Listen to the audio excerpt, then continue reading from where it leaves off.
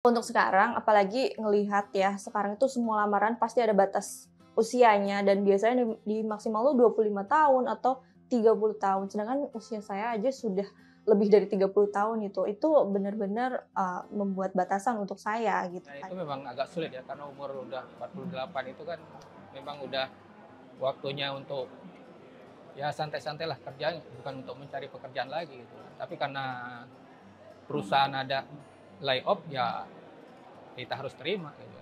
Lulung berhenti bekerja 2 tahun lalu demi merawat anak, tepat saat berusia 30 tahun. Sementara Mugiono terkena PHK saat menjelang usia 50. Kini, keduanya kembali mulai dari nol untuk mencari kerja. Meski mengantongi sejumlah pengalaman, usaha keduanya belum membuahkan hasil. Untuk lamar sih lebih dari 20 lah, kita 20 lamaran kita masukin ke perusahaan-perusahaan yang ada di Indonesia. Hasilnya selama 20 lamaran itu gimana Pak? Untuk yang di dalam negeri belum ada balasan sama sekali. Tapi kalau luar negeri udah ada.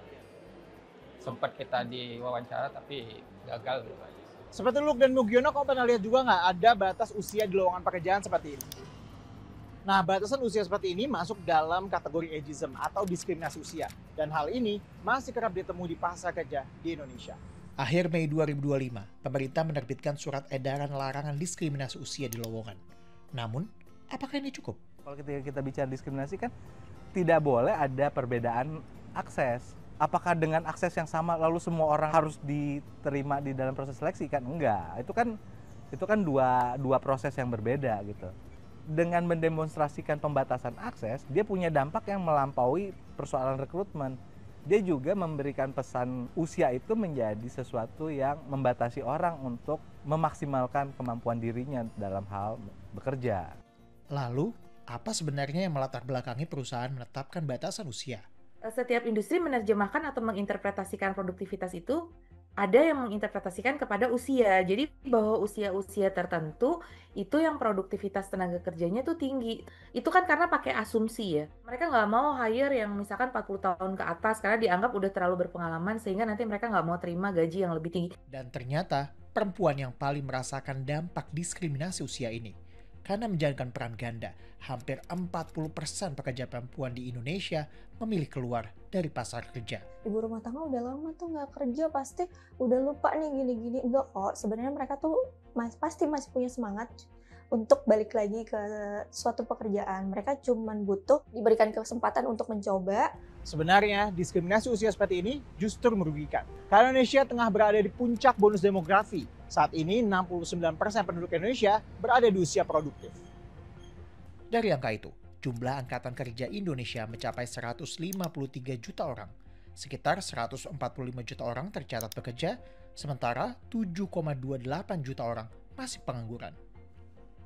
Jadi ekonomi nggak akan beroperasi pada optimum potential level karena ada penduduk-penduduk muda yang seharusnya produktif dan dia di level puncaknya seharusnya bisa produktifnya, tapi kemudian tidak terserap di pasar kerja, malah menjadi pengangguran. Ini kan menjadi kerugian buat bangsa kita. Jadi karena segmentasi-segmentasi terkait usia itu, akhirnya kita tidak bisa memanfaatkan bonus demografi itu secara optimal. Menurut studi OECD, membangun pasar kerja multigenerasi dan tanpa diskriminasi usia berpotensi meningkatkan PDB per kapita hingga 19% dalam 30 tahun.